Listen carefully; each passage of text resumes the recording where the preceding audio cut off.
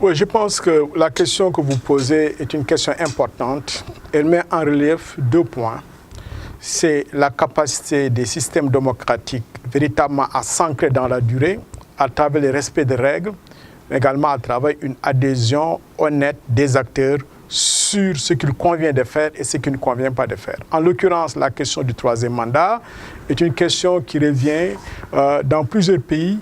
Et cette question pose, in fine, la problématique aujourd'hui de la durée des mandats des présidents dans la durée et surtout la nécessité d'avoir des systèmes politiques qui refusent à ce que la patrimonialisation du pouvoir soit véritablement aujourd'hui le b.a.-ba dans la vie de plusieurs pays africains. Comme vous le savez, il y a une tendance lourde qu'on observe dans plusieurs pays africains, le fait que les chefs d'État restent longtemps au pays. Et les exemples que vous venez de signer, l'exemple du Soudan avec le président El-Bachir, l'exemple d'Algérie avec le président Abdelaziz Bouteflika, l'exemple de comparé sont problématiques en fait d'une Afrique qui n'a pas pu résoudre la question des alternances, la question des durées des mandats et la nécessité véritablement d'ancrer les systèmes démocratiques dans la durée avec un respect des règles du jeu, et la nécessité également que une fois au pouvoir, après un mandat préétabli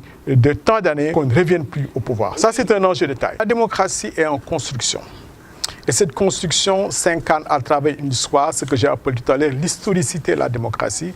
Or, cette historicité de la démocratie met en exergue des points forts et des points faibles.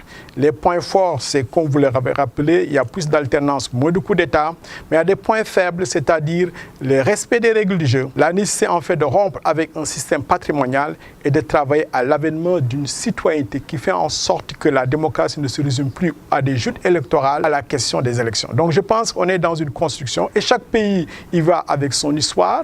Il y a des pays qui vont avancer vite, d'autres vont avancer moins. Il y aura en fait des crises qui seront porteuses de grandes mutations comme aujourd'hui on l'espère pour le cas du Soudan. Mais in fine, ce qu'il faut voir véritablement, c'est comment on construit la démocratie dans la durée en tenant compte des leçons apprises en termes de faiblesse, mais également en essayant de verrouiller un certain nombre de principes sur lesquels il y aura l'intangibilité d'un certain nombre de faits qui vont garantir à la démocratie de pouvoir véritablement être un élément d'une construction apaisée, un moment d'un dialogue inclusif, mais également une grande mobilisation des citoyens pour que la démocratie ne soit plus l'affaire des partis politiques et des hommes politiques, mais l'affaire de toute la population. Les exemples que vous citez, c'est des exemples emblématiques aujourd'hui d'un certain nombre d'enjeux auxquels les systèmes démocratiques en Afrique font face, en particulier le système démocratique au Sénégal et en Afrique de l'Ouest. Il s'agit de voir aujourd'hui dans la constitution de la démocratie comment promouvoir la transparence. La transparence à tous les niveaux,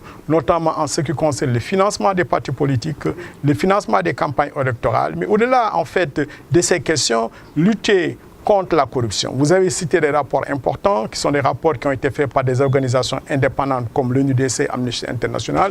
Tous ces rapports reviennent chaque année pour montrer la gravité du phénomène de la corruption. Et ce phénomène est en train de gangréner tous nos États. Or, une démocratie ne peut pas se construire dans la durée quand la corruption augmente. Il y a une relation importante en transparence et ancrage de la démocratie. Or, la corruption et la concussion sont des modes opératoires qui fragilisent les acteurs et les systèmes démocratiques. Donc, il importe donc au niveau de nos États de prendre les dispositions. Il y a des dispositions qui existent, il faut les appliquer. Si on appliquait toutes les dispositions qui existent en matière de lutte contre la corruption, s'il y avait une volonté politique forte, je pense qu'on pouvait s'en sortir. L'autre élément que vous avez signalé, c'est les menaces aujourd'hui auxquelles l'Afrique de l'Est font face. En particulier les menaces asymétriques, la récurrence du trafic illicite et ce que j'ai appelé aujourd'hui la militarisation en cours de l'Afrique de l'Ouest. Autant de bouleversements géopolitiques qui font que l'Afrique de l'Est aujourd'hui est dans un contexte historique inédit parce que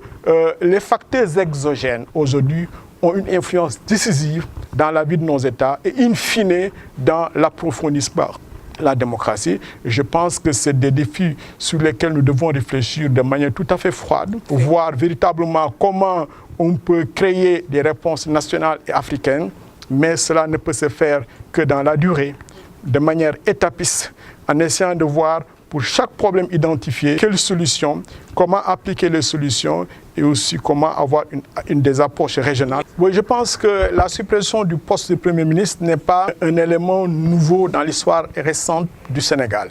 Le poste de Premier ministre a été supprimé à des reprises.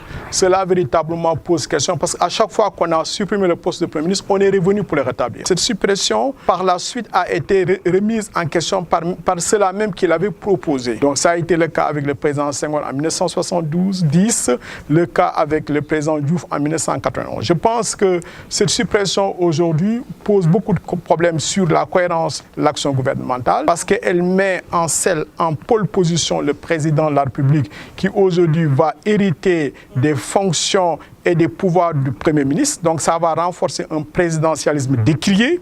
En même temps, il sera très difficile pour le président de la République de se mettre en ligne parce qu'il n'y aura plus de fusibles, il va s'exposer.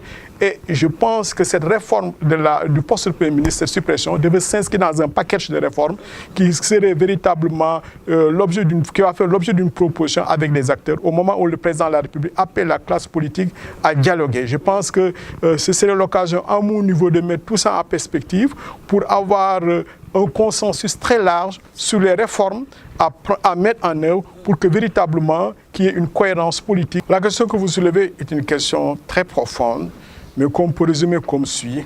C'est-à-dire qu'il faut promouvoir les approches endogènes qui tiennent compte de notre histoire et du contexte actuel. Il n'y a pas un modèle universel en matière de démocratie, en matière de réformes institutionnelles.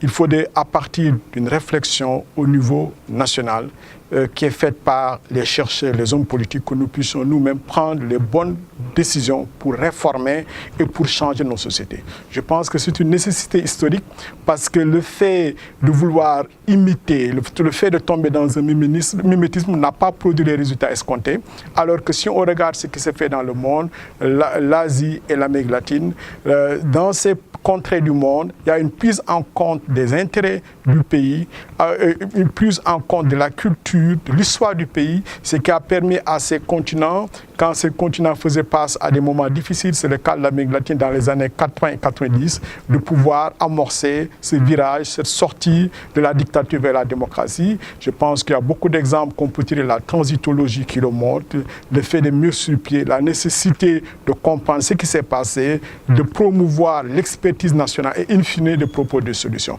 Donc je pense aussi aujourd'hui le cas de l'Asie, ce qui s'est fait en Chine, ce qui s'est fait dans des pays comme Malaisie et Singapour, en Inde, montre véritablement que lorsqu'on prend en compte les intérêts nationaux, lorsqu'on ressente les discours sur le vécu des populations, on peut proposer des solutions qui sont de nature non seulement à renforcer la démocratie, mais également à promouvoir le développement économique et social.